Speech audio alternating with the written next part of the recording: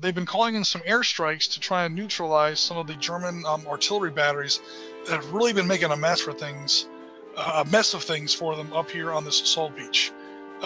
There have been some more cracks in the German line. That one bunker is still holding out, unbelievably. But anti-aircraft strikes have momentarily pinned down the 88s over here to the west and knocked the teeth out of one of the German Widerstandnester blockhouses here in the center, and also knocked a big bunch of the German air defense out. It did cost them a Typhoon, though. We do have one Typhoon confirmed but shot down and crashed into the start of the hillside here. Now we have 3 more fighter bombers coming in that still have fully loaded bombs, but before we do that, what our British players have decided to do is use the Typhoons that have already dropped their ordnance in a strafing attack with their 20mm Hispano automatic guns in an attempt to knock down some of the German FlaK defenses, or that are going to be, contesting their attack. You know what? He's going to take a shot now, because I have a funny feeling he's at least going to be dispersed. So 14 is my anti-aircraft factor. I'm going to take a 1d6 shot on this column over here. Turn on Mr. Webcam on my dice box. And I roll a 4, which is no effect. So this guy has now fired at the guys who were going to strafe him, and it did no damage. So now we have 4 Typhoons with no bombs, but they're coming in with a mass strafe of 20mm autocannon fire on this semi-fortified FlaK position. It's 4-1, but you have to add 3 to the die roll. 2 for the improved position and 1 for the woods. So which one of you guys wants to make that roll, and then go ahead and make the roll? What do you reckon, Andrew? Go for it, feeling mate. brave? Okay. No. I won't blame you, mate. Honest, I won't blame you. Yeah. Okay. A 4. A 4 becomes a 7 on 4 to. I believe he is dispersed. Dispersed, yeah. And even if you didn't get that dispersal, in a way, already. Oh, by the way, he's part of He's part of Ost Battalion 441. So guess who's not rallying for the rest of the game? He ain't coming Excellent. back. Yep, he's done. Okay, we do have another quad-barreled 40mm. Quad-barreled 20mm cannon. It's going to take a shot on this Typhoon as he makes a bombing run against these 10.5 centimeter howitzer batteries hidden back here on this slope. So again, I'm on the same column. Everybody, that is right here on the 12 to 15. I roll a 1d6 on that. Let's see what I get. I get a 1. So that is a Typhoon, another Typhoon shot down. Nice. Okay, that is it for German air defense. So you've got 2 Typhoons now. You can put 2 Typhoons here, or you can try and take out this other 105mm battery that's over there. Whatever you guys want to do. I'd say go for the Germans, because if we strafe the artillery now, they've got no anti-air, and they can't rally if we pin them down. If we disperse them. Okay, so it looks like we've got 2 30-point strikes. The 30-point strikes are going against a 2, which gives you an easy 7-1. The table literally doesn't go any higher than a 7-1. So we've got 2 7-1s. The bad news is you have to add 3 to your die roll. 2 for the improved positions and 1 for the woods. So they're hunkered down as deeply as they can be. But I don't know if that's going to help against 500-pound high explosives coming down from those Typhoons. So I don't know if you guys want to roll them. We can do this one first. We'll do 1 each, mate. Do 1 each. Let me get the map over there to him. Okay, so here comes the first one. I rolled a 3. You rolled a 3, that becomes a 6 on 7-1. He is toast. Boom. There goes that 105mm battery. Okay, and we've got this guy also coming in on a 7-1. 6. A 6 becomes a 9. He is, I think, dispersed. Not completely terrible, but not as good as it could have been. Okay, Mate, now we have stuff coming down. Yep. Because let me tell you something, man. I'll show you later on in the turn where that artillery was coming in at. It wasn't pretty. It was not pretty. Okay, everybody, we're back. We're now at the end of the British turn 6, and we finally have some DD tanks arriving on the table. We're talking about the Sherwood Rangers, 2 squadrons of the Sherwood Rangers. I think this regiment has since been renamed the Nottinghamshire Rangers or something like that. Nottinghamshire Yeomanry. I don't know, but according to my sources, this has Worcestershire and Sherwood Foresters. Sweet. Okay, so are these our designated hexes for landing, guys, or? Yeah. So we're going to be landing 419, 420. Sweet. Are you going for this cut with all the bridges laid in it? Yep. Going to try and end up at 621, 622. So where the bridge is, and into the bluff. Okay, so these guys move and land a little bit differently than the units we've had so far. So far, we've had people coming off of boats, people in vehicles coming off of boats. These are DD tanks, duplex drive tanks. They come in on their own power. They might sink, depending on how far back off the beach they were released. The British released these tanks very, very close. The original plan was to leave them off like 3 kilometers off the beach or something, was the original invasion plan. The officer that was in charge of this operation took one look at the chop after, that storm that went through the night before, and they're like, oh, hell no, we're dropping these guys off right at the water's edge. And as a result, the survival rate of the Shermans at Gold Beach and Sword Beach and Juno Beach was a hell of a lot higher than it was at bloodbaths like Omaha. Omaha, they went with the original plan. They kind of ignored British warnings, and they said, we're going to drop our tanks off like 3 miles off the shore. And as a result, that first lead battalion of armor that was supposed to land at Omaha Beach, at 55 Shermans, I think 3 or 5 of them made it. Sources differ. Literally less than one counter's worth. It's an absolute slaughter. But here, they all make it unless you roll a 6, and we roll once for each platoon. So, Andrew, do you want to roll for the first 3? Yep. All right. 6. Okay, roll for the second one. 6. Come on, we're gonna redo those rolls. And a 1. Oh my god. 2 6s and a 1. Unbelievable. Damon, you are not allowed to roll any 6s. I'm actually not kidding. All right, roll your 3 dice. I've already rolled double 6 once tonight. That's right. 2, 4, and 5. All right, well, we got 4 out of 6. Oh my god. Okay, they land pretty much wherever you want. They do not drift like we've been doing with our other units. Okay, our other units have been drifting all over the place. The entire battalions historically landed up like almost a full kilometer east of their intended, or half a kilometer east of their intended landing zones.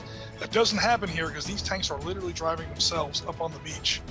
So wherever you guys want to land, and then they get to move half their distance. So we'll start off with Andrew's 1 tank platoon that made it. He lands at, what'd you say, 420 or 421? 420, please. Okay, 420.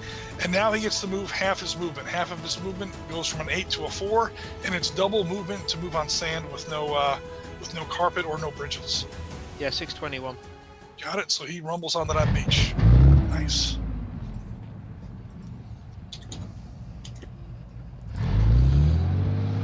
And there is the bad news. Had to roll double 6s. I see how you are. Okay, Mr. Damon, your 3 tanks all made it. What's your landing hex? 322? Just to confirm? Yeah. 322, and then you get to move 2 hexes. So we'll split them between 523 and 522.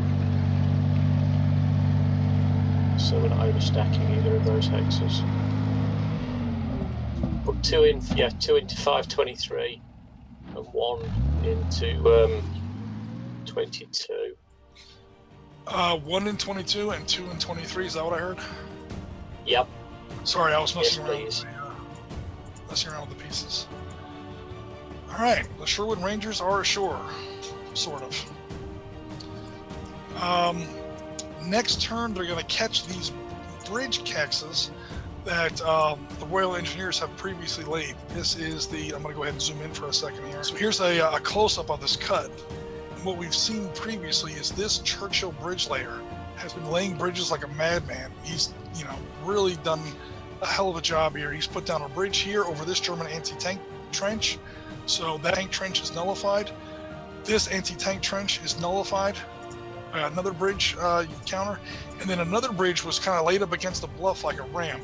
Invasions guys, these amphibious assault games and Panzer Leader and other similar games really bring home the importance of combat engineers. But in a battle like a amphibious landing, where you have to clear mines, you have to clear blocks, you have to clear beach obstacles, you have to cross anti-tank trenches, you have to build roads. That bobbin, the one thing I kind of regret in this game is that bobbin gun didn't make it on shore. The Churchill bobbin layer. If that Churchill bobbin layer had been laid on shore, he would be building roads on the bridge right now. The guys who know about the D-Day landings might know what it's a very ridiculous looking vehicle, but it was very useful. So Churchill heavy tank with this gigantic spool of, like, what was it, some kind of metal mesh or something?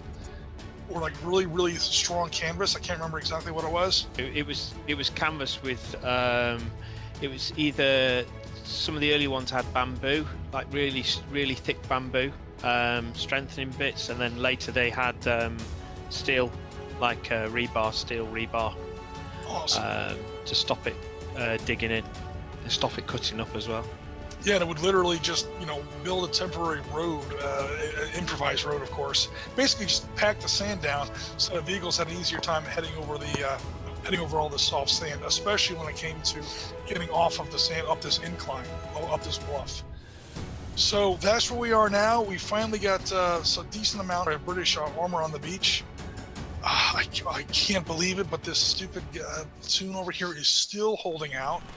We're now coming into the German turn 6. He's going to be there till at least turn 7, and he's still standing tall. He's lost his headquarters unit now, so he cannot rally. And we've got some cat attacks here. We actually have some German units finally engaged. This is from Grenadier Regiment 916 of the 352nd Wehrmacht Infantry, have now been engaged, and they've been destroyed.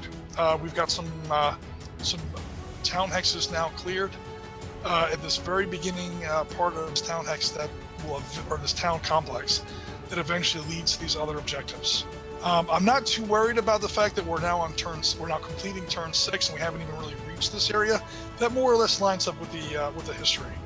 This is why you have the 2nd Devonshire, the 47th Royal Commandos. These guys got involved in the battle that extended further west and went on through pretty much the rest of the afternoon. A 10-turn game isn't very long in Panzer Leader. That's basically a couple of hours in real combat time. So we're maybe mid-morning on June 6th right now. Long story short, after we sign off tonight, there would be another whole battle that is another whole set of units that starts to really push out west towards Arromanch and you know, further down through the item part of Gold Beach.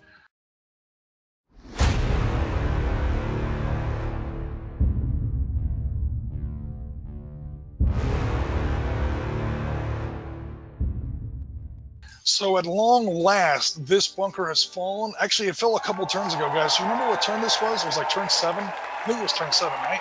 So that gave an objective hex, another objective hex to the British. So they had one there.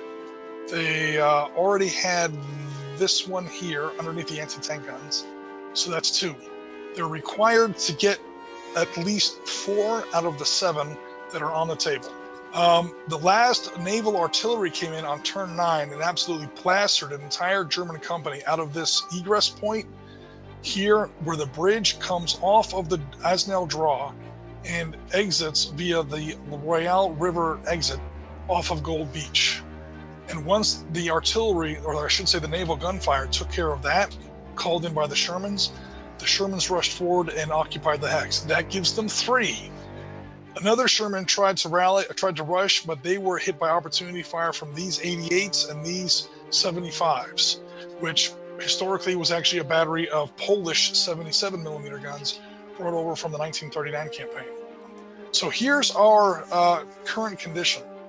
Okay, All German artillery is now pinned down except for one more battery of 75s. Pinned down or destroyed. The last bit of British artillery fire also, naval artillery fire also destroyed this battery of 105s down here. So one was destroyed by Typhoon airstrike earlier on, and the other one was taken out by a 15-inch shell from HMS Warspite. Now we have a company of reinforced Shermans backed up by some infantry, some Sherman flails from Westminster Dragoons, and one troop of DD Shermans from Sherwood Rangers. They're trying to clear out this hex and attack this objective hex that's underneath here. I'm not going to lie, guys, I don't like their chances, but nothing is impossible in Panzer Leader. Actually, that's not true. Many things are impossible in Panzer Leader, but this isn't one of them. Okay? The other attack that they have going for their final turn is 3 platoons of Centaurs. These are Royal Marine Support Battalion Centaurs. These have, with their insane movement rate of 12, these tanks are basically modified Cromwells. They are insanely fast. They have managed to come out of the water and get this far south over those bridges laid by the engineers earlier, off the beach, and they've now managed to come down here. They've dispersed some wagons, and they're now getting ready to blow the crap out of, hopefully, these last little understrength company of 441st Ost Battalion troops in this objective hex. So we'll see how that goes. Last but not least, we have another attack up here north, where we have a Churchill Avery. That's Armored Vehicle Royal Engineers. Bruce, am I getting that right? Is that what AVRE actually stands for? Okay, cool. That's what it stands for. We got a crap load of Royal Marine Commandos that finally made it on the beach. More Royal Marine Commandos, combat engineers of Hampshire and Devonshire rifles. Basically, we got another big attack that's going to try, again, I'm not sure if I like their chances, to empty out this hex on the last turn. So none of these 3 attacks have that good of a chance, to be perfectly frank. But there's 3 of them, and they only need 1. If they get at least 1 of them, that's going to give them a total of 4 objective hexes for the game, and that's going to give the British victory here on Gold Beach. So we are now beginning turn 10 for the British. And I'd just like to definitely thank my players for sticking with me this long. I know it's like past 1 in the morning where they are right now. We are now at the last turn of the game. There's no more British artillery from the naval warships, but we do have those Typhoons. Do we know what those Typhoons want to go for, if anything? Just thinking that half track. Yeah. So those 2s that we have been cutting in half all the time because they've been shooting at soft targets, instead of cutting them in half, we're going to multiply them by 2 because now they're shooting at an armored target. So we got 6 times 4 is 24. And if we fire them at a single half track, we're looking at defensive 4 plus 5 for the town is 9. So it's a 2-to-1 attack, add 1 to the die roll for woods, for town. Get a 5, makes it a 6, just misses. No. Okay, it was close, but and now those Typhoons really are. You wouldn't have killed it because you have to add 1 on a 2-to-1. But if again, any unit that you can disperse before a big cat attack or any other kind of attack, is never a bad thing. All right, we now go to direct fire, and here is where it gets serious. Okay, who wants to go first? We've got our 3 big battles in progress. Start with the most likely to succeed, which is the Centaurs. Right. Centaurs have 95mm assault howitzers, which means that they are H-class units, which means they deal against soft targets at close range. Okay, so that is a grand total of 3 times 8 equals 24. Doubles to 48. Oh my God. And it is 5 for the town, 5 for the 2 security platoons. That's 15. And 1 becomes 16. 16 to 48, that is 3-to-1. Who wants to make that roll? It's your unit, Damon. Okie dokie. Yes, 1, get in, have it. One thing I forgot to mention, guys. One small thing I forgot to mention. You're in a town hex. That town hex, you have to add 1 to the die roll. But with the 1, that 1 becomes a 2 on 3 to 1. All 3 of these units are still destroyed. Now, there's one more thing that happens. Fire and move, baby. Split move and fire phase. Turn at AFE mobility rule. Boom. The Centaurs move into that hex, and that is legit awesome. Oh, that technically did it. We can finish up the rest of these turns just super fast, just to make sure. But hey, the pressure's off. Okay, so we got 3 Shermans down here. They did not double, but they stay at 9 because of the A asterisk that gives them dual purpose guns and HE ammunition in their A-class guns. So they don't double like an H, but they don't have to have like A's normally do when fired against software. So much rambling. We're looking at 27 points.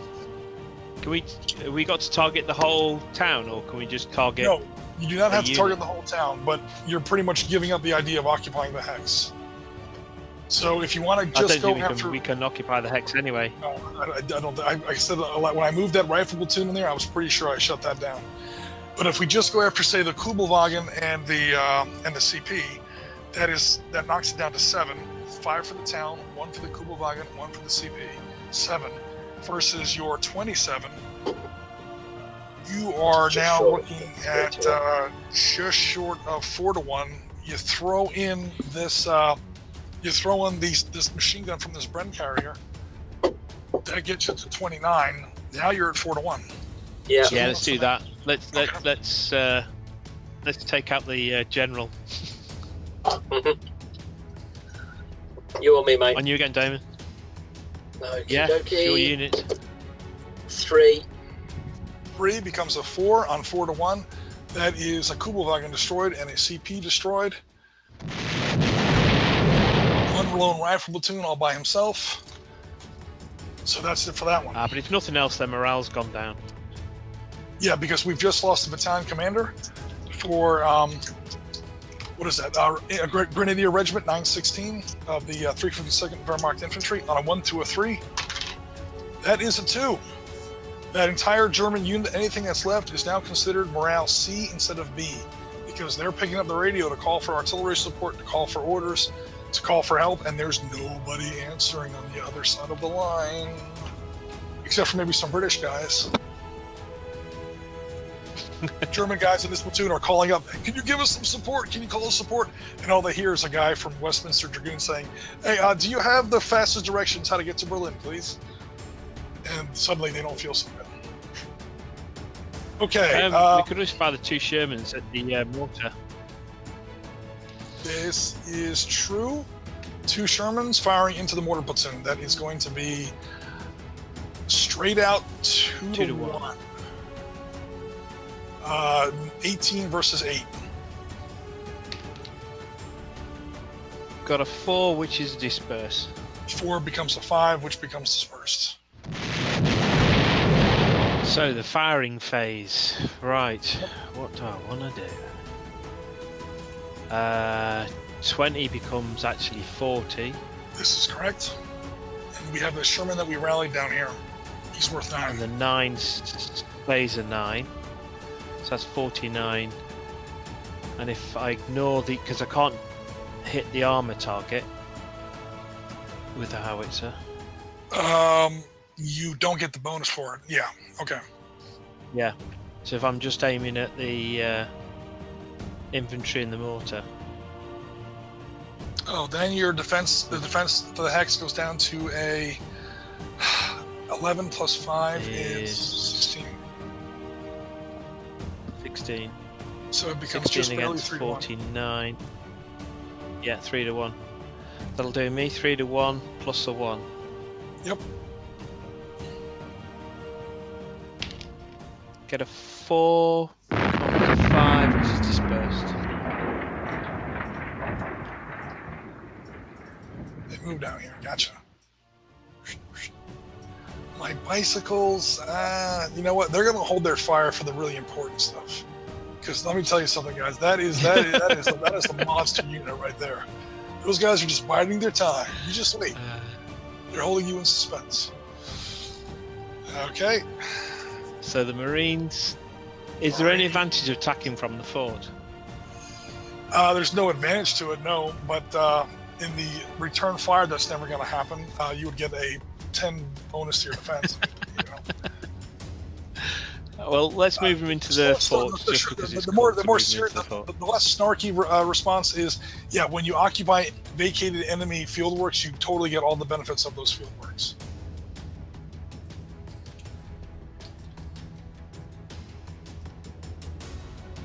Although, actually, he can't reach it. He goes up this bluff, that costs him 2 points. Oh, in that case, he goes there then, that's fine. Oh, that's a point then. Those who Marines can't make it. Because they can only get to 815. Yep. This Churchill could use his turreted mobility to back up a little bit and clear the way for this stack to engage in a cat attack, or you could invest this head here. I wanted to know, could I use the split firing maneuver to occupy the hex at the end of the cat attack? As far as I understand the rules, the answer unfortunately is no, because cat attacks are at the very end of a turn. No. Okay. If I understand, in that case, yeah. So I can cat attack, but I can't occupy the hex. Yeah. It's cheesy as shit, but that has happened to me in so many games I can't even count it. No, that is really fine. And then just move that final unit where the engineers rallied to 915. Okay. Yeah, I'm assuming at this point that we're going for a moral victory here, because you guys already have the game won. Unless my wagons manage to shift those three. I forgot they're dispersed. Shift those three platoons of the troops of Centaurs. So we'll do the easy cat attack first, which is the onto the objective. So we've got 2, 4, 6, 8, 10, 12, 18, 20, 23. 23 versus half-track 4, rifle 8, mortar section 3. That's 11 plus 4 is 15 plus 5 for the town is 20. That is 1-to-1. Yeah. Becomes 2-to-1 because you've got engineers all over the place. Net subtract 1 from the die roll. Bloody bugger. Got a 5, which becomes a 4. 2-to-1 is dispersed. Okay. Sort of. Here's where the average earns his paycheck for the day. We're on the 2-to-1 table, and you roll the natural 5. A unit that is in good order is dispersed, because that 5 becomes a 4. Units in there that are already dispersed subtract an additional 1 from the die roll because they're dispersed. Knocks it down to a 3, double dispersal. They're killed. So what we wind up with here is a heartbreakingly close. Destroyed, destroyed. Go away. Dispersed. There's the result of that. 1 empty half-track. He's about to surrender anyway, I think. He's surrounded by like 400 Marines. And then pissed off Hampshire rifles. And now the final moral victory. Oh no, the bicycles! Leave my bicycles! The bicycles. Alone. We're going to attack the bicycles. Okay, that's a light town. The buildings are yellow in color, so that's considered like a wooden building. Yeah. They only give a +1 to defense. They do not add 5 to your to the defense roll. So you got a grand total of 10 in there. You have 1, 2, 3, 4, 5, 6, 7, 8, 9, 10, 11. So it's a 1-to-1, becomes 2-to-1 because of your engineers. So we got a 2-to-1. Net subtract 1 from the die roll. I roll a 2. A 2 becomes a 1 that kills everything. Well, you rolled a 2, right? It becomes a 1. Subtract 2 for the subtract 2 for the cat attack, add 1 for the town. So that 2 actually gets read as a 1. So everything in there is automatically killed. My poor bicycles. Why? Why? He literally never hurt anyone. He just wanted to. He thought it was the Tour de France. He was going to bicycle back to Paris. Okay, guys. I think at long last we have been at it now for coming up on 9 hours. Holy crap. Actually past 9 hours. We are done. That is victory for the British by 1 die roll down here in the south. You guys own that town, move on in the south. That gives you 4 objective hexes out of 7. With 2 more, basically, I mean, this guy is like beyond screwed up. That one's basically taken. 1 more turn and you would have it. There's literally nothing that can happen that would prevent it. And this guy here is going to hold it a little longer. This guy here is ready to make a little bit of a stand. But this one is basically folding, and you guys straight out took this one. So, guys, seriously, congratulations. That was a monster Panzer Leader game. Thank you, really enjoyed it. Yeah, good game. I'll say, whenever it comes down to the last turn, almost the last die roll, that's serious money right there.